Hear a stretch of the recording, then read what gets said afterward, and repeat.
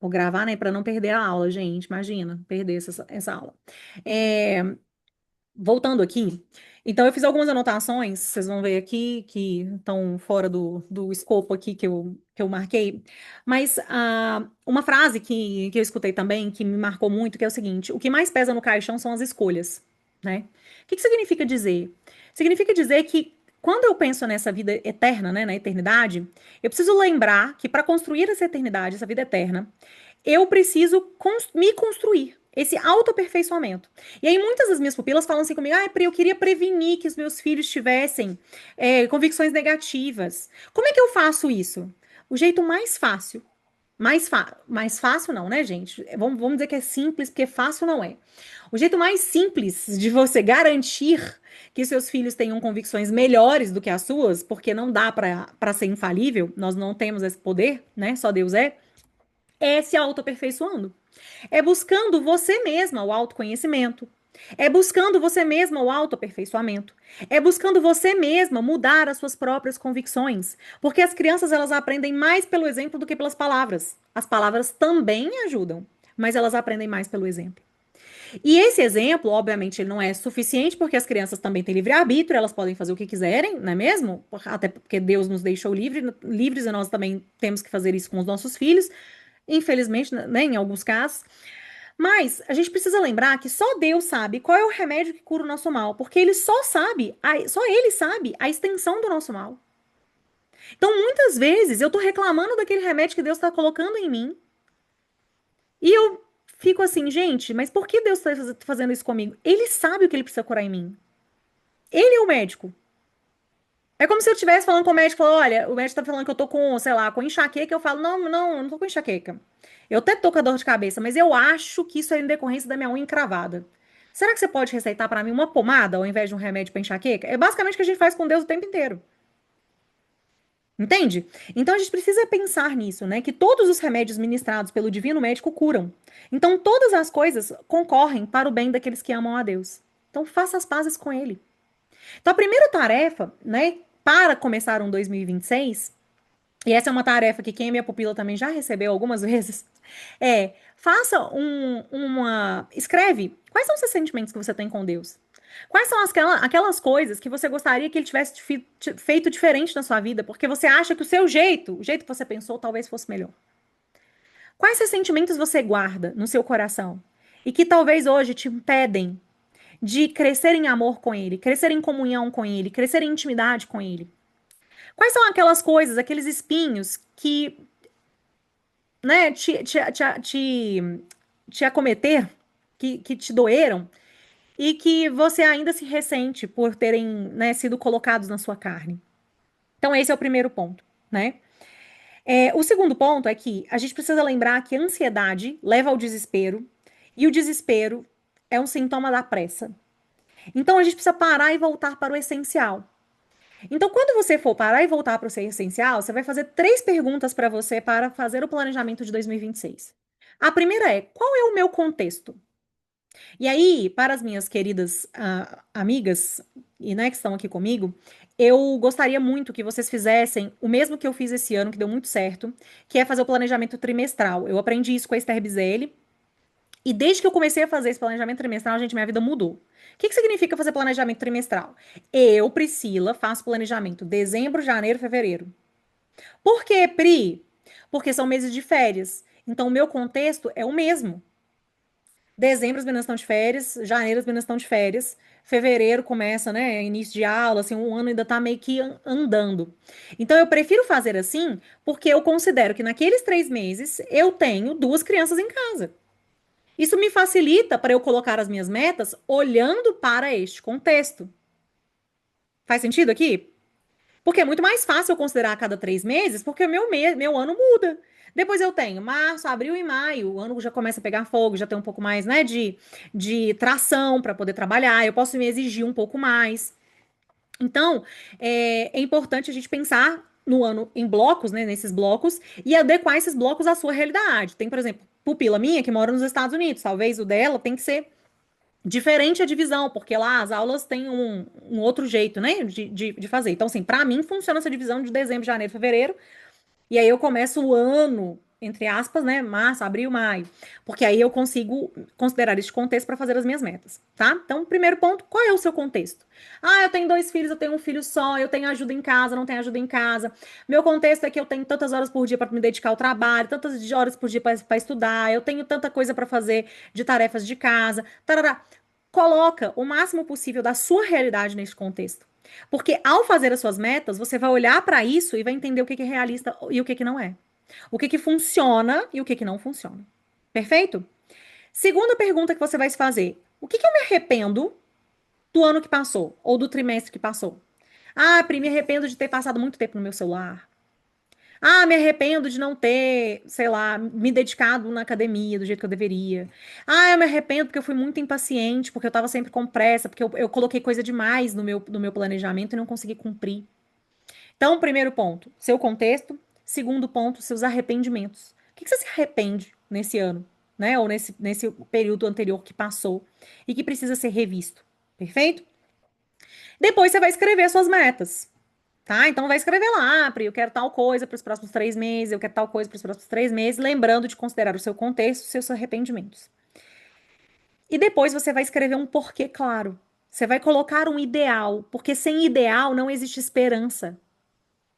A maior parte de nós está perdida na vida porque nós não temos um ideal claro. O que é um ideal, Pri? É aquilo que faz meu coração pulsar.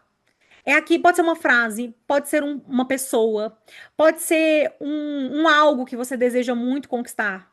Eu vou dar um exemplo para mim, né, meu, assim. Eu coloquei para mim a minha frase ideal é transformar em poesia heróica o caos de cada dia.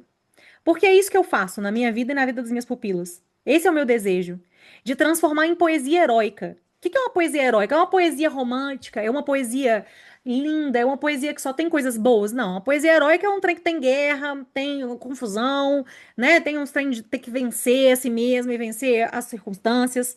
E eu tenho isso, e eu tenho o caos de cada dia, porque, né, todo dia tem um pouco de caos, tem um pouco de deveres, tem um pouco de tarefas, tem um pouco de intempéries e tem um pouco de adversidades. Então, esse é o meu ideal. Mas, obviamente, você não vai copiar o meu ideal, você vai colocar o seu ideal. Aquilo que faz o seu coração pulsar, porque sem um ideal não há como ter esperança. Perfeito? E depois você vai colocar,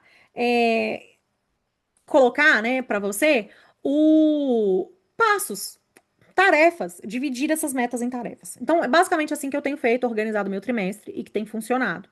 A Esther, ela tem isso ela colocou isso no planejamento dela, mas ela faz uma roda da vida, ela faz uma coisa mais complexa. Dá pra fazer uma roda da vida, fazer todo esse estudo? Dá. Eu, Priscila, prefiro simplificar, porque na minha rotina, eu adaptei isso pra mim, e é isso que eu tô passando pra vocês, porque na minha rotina faz mais sentido ser mais simples e mais dinâmico. Porque eu cansei um pouco da roda da vida, acho que tem umas coisas ali que não tem muito a ver comigo. Então eu prefiro fazer a minha, fazer o meu, tá? Ah, Pri, quero pegar emprestado uma roda da vida. Pode me mandar lá depois como chama? No WhatsApp, que eu mando para vocês também ali uma referência, algumas, se vocês quiserem fazer com a roda da vida e extrair ali uma meta para cada área. Mas eu acho que a gente não, como diz a Carol Racha, a gente não é uma pizza, então não dá para ficar dividindo a gente, nós somos um ser integrado e para mim essa coisa da divisão acaba mais atrapalhando do que ajudando, perfeito? E uma coisa que eu quero que vocês se lembrem é que existe um princípio antropológico, né, que define nós como seres humanos, como seres viventes que são cinco, na verdade, mas eu vou falar um só, que é o princípio do crescimento harmônico, que tem a ver com aquela harmonia, com o ritmo e com a ordem que a gente falou. O que significa crescimento harmônico? Gente, ninguém nasce mártire. Ninguém começa na academia pegando 200 quilos no leg press. Ninguém começa sendo uma dona de casa que consegue limpar rejunte com a escova de dente e deixa tudo maravilhosamente impecável. Todo mundo começa de baixo. E todo mundo começa crescendo aos poucos, como diria São José Maria Escrivá, sem pressa e sem pausa, sem pressa e sem pausa. Então, dê-se essa oportunidade de fazer as coisas com calma, sem pressa. Se você achar que você estará atrasada, você vai correr e não vai chegar a lugar nenhum. Você vai ser igual o cavalo paraguai, sabe aquele cavalo paraguai? Sai, dá um tiro, fazer uma maratona, sai correndo a 200 km por hora, igual o Bolt, dá 100 metros, morreu, caiu. É isso que acontece com a gente. Então, não tenha pressa. Lembre-se que há essa coisa do crescimento harmônico, tá? E por fim, duas coisas, três coisas, né? Primeiro, você termina se familiarizando com as coisas que no fundo você odeia. Então você se familiariza com as dores que você sente, você se familiariza com o relacionamento que tá ruim, você se familiariza com um corpo que você não gosta, você se familiariza com uma rotina que você odeia. Eu sei porque eu já passei por todas essas coisas, tá? E aí, porque no fim, tomar uma decisão te coloca no desconforto. E você tá confortável na dor que você sente agora. Só que você não está contabilizando o preço que você paga por permanecer nessa dor. Você contabiliza o preço que você vai pagar para o desconforto, mas você não contabiliza o preço que você paga permanecendo na dor. Então faça esse cálculo quando a decisão de sair estiver difícil. E eu não falo de um relacionamento, nem do corpo, nem eu tô falando de tudo. Ai, Pri, tomar a decisão de começar uma dieta. É difícil, menina. Eu sei, tô passando por isso agora. Odeio toda vez que eu tenho que negar uma coisa. Ah, é difícil negar comprar algo, é difícil negar comprar alguma coisa quando você gosta de comprar, quando aquilo tá no sua zona de conforto. Mas você sabe o preço que você calcula o preço que você tá pagando por continuar nessa vida que você tá levando. Então, esse é um ponto.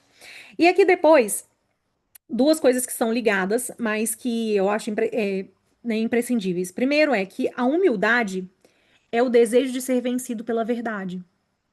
E para nós, cristãos, a verdade é uma pessoa. Então, deixe-se vencer por Cristo. Porque a relação com a verdade é quanto mais eu perco, mais eu ganho. Porque se eu estou perdendo, é Deus que está ganhando. E se tem alguém que quer o melhor para mim, mais do que eu mesmo, é Deus. Então existe aqui crescer em docilidade. Porque, de novo, a humildade é o desejo de ser vencida pela verdade. Então eu me sinto dócil à verdade das coisas. A gente ainda vai estudar muito sobre isso ao longo de 2026. Nós não pararemos aqui sobre isso. Eu quero me aprofundar, mas ao mesmo tempo eu quero trazer muito embasamento para que isso não seja algo difícil para vocês. Perfeito? Quero que seja algo tranquilo de vocês irem crescendo nesse conhecimento junto comigo. Eu amo dar aulas porque eu consigo fixar tudo isso em mim. E a gente vai falar muito sobre isso ao longo desse ano. Perfeito? E o segundo ponto aqui, para a gente finalizar, é que a reforma pessoal ela é permanente. Então, desistir dela te deixa mais tapada, te deixa mais burra. Porque a pessoa, quanto mais inteligente é uma pessoa, mais esperançosa ela é. Porque ela enxerga a saída e ela acredita na própria reforma, na própria capacidade de se construir. Então, mesmo que não há saída para a coisa que você está vendo, para aquela situação, porque, enfim, é uma situação, né, que teve seu fim, a saída é em você. Porque você pode se reformar, você pode se tornar mais forte. Você, quanto mais inteligente você for, quanto mais você, né, buscar essa autorreforma, quanto mais você buscar esse conhecimento para você, esse autoaperfeiçoamento, mais esperança você adquire. Obviamente, né, junto com a graça de Deus, porque a esperança é uma virtude teologal, mas quanto mais inteligente, ou seja, quanto mais eu acesso à verdade, quanto mais eu acesso à pessoa, à verdade, mais eu me torno esperançosa. Então, que esse ano de 2026 seja um ano de muita esperança para vocês. Esse é o meu desejo, né? Muita esperança, muito amor e muita fé. Para que a gente possa atravessar os momentos difíceis, porque eles virão, que a gente possa atravessar as mudanças, porque elas acontecerão, e para que a gente possa transformar cada adversidade, porque elas acontecerão, em coisas que sejam tijolinhos na nossa construção interior e que façam parte da nossa reforma. Então, espero que tenha, né, sido de boa valia essa aula e que vocês, de fato, tenham um planejamento um pouco diferente, né, do que a gente está acostumado, enfim, de ao invés de usar, né, só ali estratégias e planos e planners e etc., que a gente consiga trazer um pouco mais de essência, eu acho, né? Talvez essa seja a palavra para esse planejamento, que não seja só algo mecânico, ou metas emprestadas, eu tenho que ler 36 livros, eu tenho que fazer não sei quantas coisas, né? Que a gente sempre tem essas metas, né? Eu quero perder tantos quilos, guardar tantos mil reais e ler tantos livros. É sempre a mesma coisa, todo ano. Então, tá, desde 2000 e lá vai bolinha, a gente com as mesmas metas, passando de um ano para o outro. Que a gente não queira isso, né? Que eu queira construir nas minhas metas, eu ser mais paciente, eu ser mais amorosa, eu ser uma esposa que faz tal coisa pro meu marido, que eu seja uma pessoa, uma mãe que faz tal coisa pelos meus filhos, e que eu foque nas virtudes, que a gente vai construir juntas ao longo de 2026, tá? Que eu estou planejando tudo isso juntas, a gente vai ter muitas aulinhas ainda, mas que serão aulas que eu quero trazer todo esse embasamento para que a gente possa crescer nisso né, com constância e com ritmo e com ordem. Combinado? Alguma dúvida até aqui? Combinado. Não. Se vocês tiverem alguma dúvida ou ficou depois da aula, vocês podem me mandar tanto por aqui, né, se tiver agora, ou também depois no WhatsApp ou no Instagram, a gente vai conversando, tá bom?